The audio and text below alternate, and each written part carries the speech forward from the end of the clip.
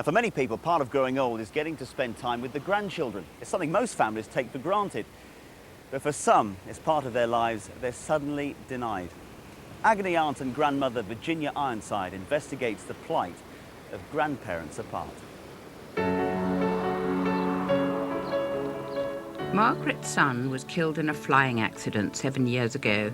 She hasn't seen her grandchildren since then, nor have they seen this memorial to him erected by the RAF.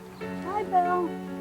The family had all been living together in Margaret's house, but when Bill was killed, his wife moved away with the children and won't let Margaret see them. Living alone, all she has now are memories and mementos, carefully stored in time boxes, which she hopes one day her grandchildren will see. I've always bought 2 birthday cards, 2 Christmas cards, 2 Easter cards for each of them. One goes in this box and the other one goes through the post, but they never get the ones that go through the post. And I knitted that and that. It's sort of like trying to make up for the fact that they never knew me. This is supposed to be for my granddaughter on her 16th birthday. I bought her a locket. She's 7 at the moment. I don't suppose I'll live long enough for that. That's Bill and a hawk. That's Bill as a teenager. I was brought in the southern states of America by Bill. And this sort of thing, you know, it goes on and on forever. I'm sure you don't want to see any more. Oh, and that's Eeyore. Eeyore has special memories because it was their daddy's favourite toy when he was a little boy. And let it be whispered, he carried this in his briefcase when he was a squadron leader. When I was writing my agony columns, I received countless letters from women in similar situations. Today, thousands of women can't see their grandchildren and don't have access, and it's breaking their hearts. But today, thanks to a few brave souls and groups of campaigning grannies, all that might be about to change. In 1989, the Children's Act took away grandparents' automatic access to their grandchildren. Grandmother Pam is fighting to restore these ancient rights. We were told that we were non-relative and had no rights to see our grandchildren, which was a bit of a shock, really. I just thought that we were the only grandparents that were experiencing this, because I'd never heard of it before. And when I realised that maybe other people might be going through it, I decided to start a group, really just as a support group to start with.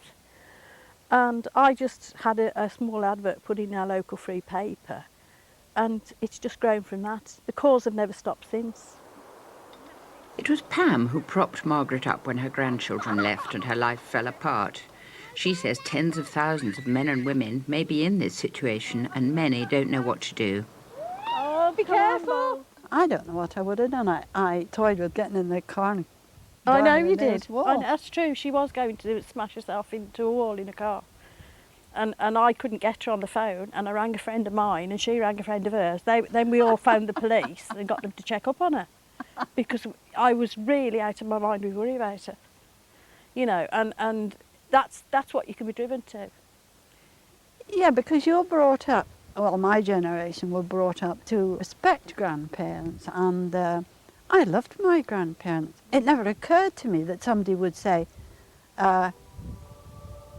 in so many words, on your bike. But it happens.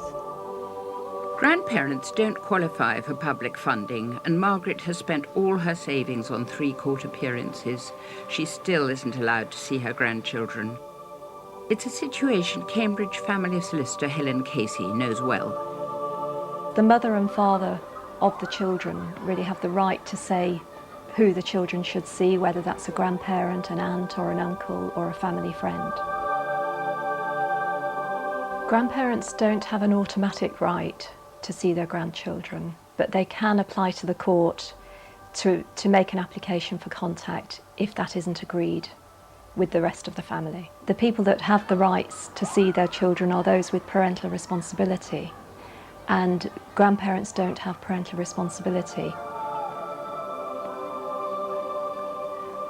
It concerns Pam that the legal system may be overlooking the importance of traditional family values. Children are an integral part of a family, but they're losing their families. They're losing their right to a family life. Grandparents are an asset to grandchildren. You know, I mean, that feeling you get when your grandchild comes through the door, everything else goes. The bond that is broken when this happens, it just tears you. It just tears you apart, and you've got to be very, very strong to get through it. But there are happy endings. Maeve is one of the lucky ones. Seeing her grandchildren wasn't easy during her son's divorce, but now they regularly get together at home in Norfolk and make up for lost time. I want you to show me how to use what to call it on my telephone. Text. You have to press menu. Yes. And then you scroll down. She's good to talk to. I can tell her stuff that I don't even tell my dad. What did you press to get the light on? Just down. The centre one? Yeah. I told her I was going to dye my hair when I wasn't supposed to, and she didn't tell my dad. Oh, did you dye your hair? Yeah. 2 hours, yes. For Maeve, life without her grandchildren would be unthinkable. Oh, I really would feel a light had gone out of my life, definitely. I really look forward to seeing them. They just give me pleasure to talk to and just to see them and to hear their views on life. Just press select and then it will send. How do you feel about grandparents who can't see their grandchildren at all? I think it's very, very tough and most annoying. I mean, I don't see as much of my grandchildren here in England as I do in Ireland because there are various restrictions because of the marriage breaking down. I see them and I love to see them, but it's just not quite the same. And I feel sorry for people then that don't even see them at all when there's a complete break. Now it's going. Yeah. You sent your first text message. Oh, thank you, Tasha. You've helped me. Thank you. Thank you, Pet. That's nice. I can't help but feel that the time has come for grandparents to speak out on these issues. Today's grandparents are far more articulate, more vocal, and more aware of their rights. By speaking out, Pam and Margaret are risking the wrath of their daughters-in-law, as well as accusations that they're simply interfering. Why is it interfering? My granddaughter's part of my DNA, whether my daughter-in-law cares to admit it or not. And as long as she's got plenty of her father's DNA, it'll be okay.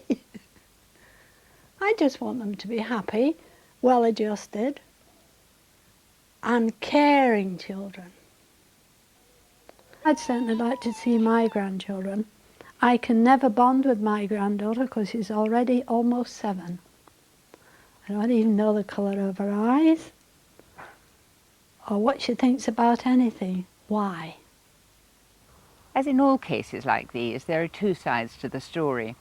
So we contacted Margaret's daughter-in-law and asked her if she'd like to put her side. However, very courteously, she declined to be interviewed.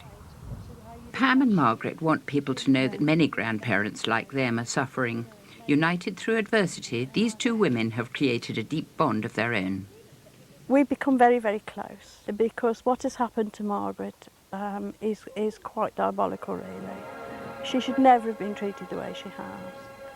Because all she wants to do, all she's wanted since the day her son was killed, was to see her dead son's children. She's being treated basically like a non-person, and yet she's still here, she's still ready to fight, and she's my best friend, and I love her very much. If I could have one wish, it would be for her to see her grandchildren.